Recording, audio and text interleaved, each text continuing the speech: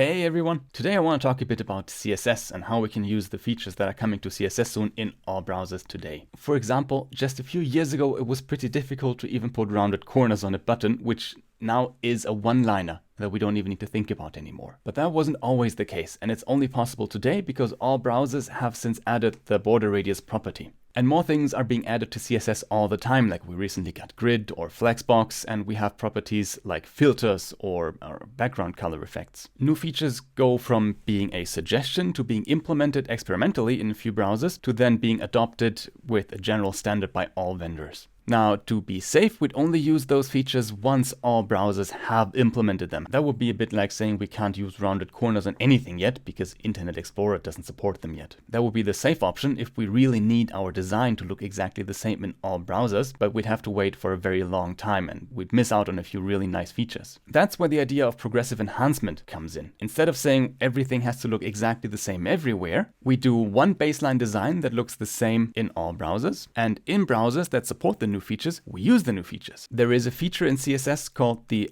@supports rule that we can use to do exactly that. And I want to show you an example of how we can use that today. Here we are in my demo application. On the left side, we see a browser that has a background image and some text in a white box. And on the right side, we see the markup and the CSS that this design is made of. There is not much happening here. We have a background image and we have a paragraph of text that has a white background. There is a feature that's coming to CSS that's called backdrop filter. If there is an element that covers another element, we can use this backdrop filter to apply a filter to what's happening between these two elements. That would allow us to, instead of having just a white box, to have a white box that blurs the background behind it. Let's start with the most basic version that we can do with CSS today. Instead of a solid white background color, we can use a transparent white background color. To make this white transparent, I can add a fourth value, and let's put it at 30% or 0.3 in this case. In my background color, I go RGBA 255, 255, 255, and 0.3. That turns the color transparent, but it also makes the text difficult to read because now I can see the background through this. This is where we can now use the backdrop filter to blur the background instead of having just a transparent container. We do that by in our CSS writing backdrop filter blur, and let's blur it by 10 pixels.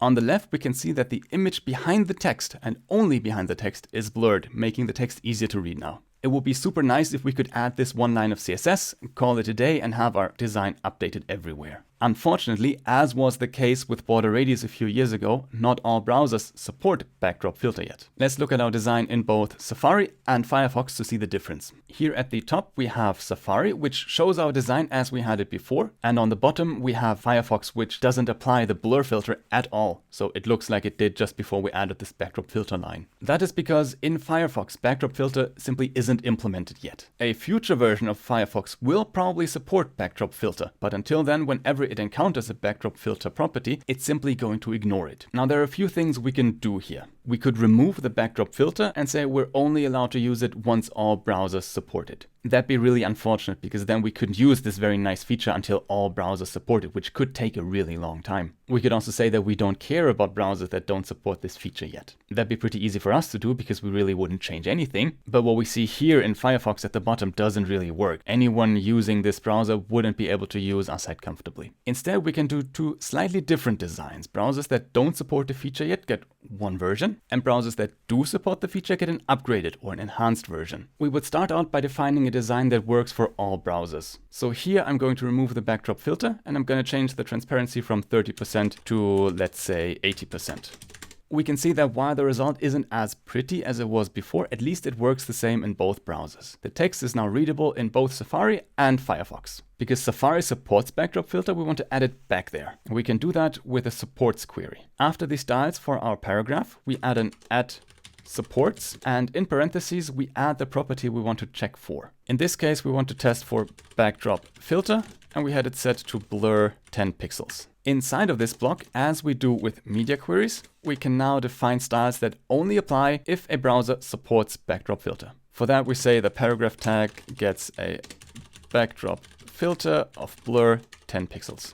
We can see a change in the browsers on the left side now, but it's super subtle. If we look very closely, the background behind this paragraph is a little blurred now, but that's difficult to see because the background isn't as transparent anymore. The styles we defined for paragraph tags before still apply, only now this additional line applies if a browser supports this feature. It's difficult to see that the background is blurred because the container isn't as transparent anymore. Because we don't want to change the transparency for all browsers, we can override that in our add supports block as well. Here where we define the backdrop filter, we can also say background color, and we want to restore the value that we had before, which was 255, 255, 255, and we had it set to 30%. And now the difference between the browsers is a lot more obvious. In Safari at the top, we see that the background is blurred and the container is more transparent, whereas in Firefox the container isn't as transparent, but the background behind it also isn't blurred. With that, we now have two slightly different versions of our design. We have a baseline that works for all browsers that don't support backdrop filter, and we have an enhanced version for browsers that do support the feature.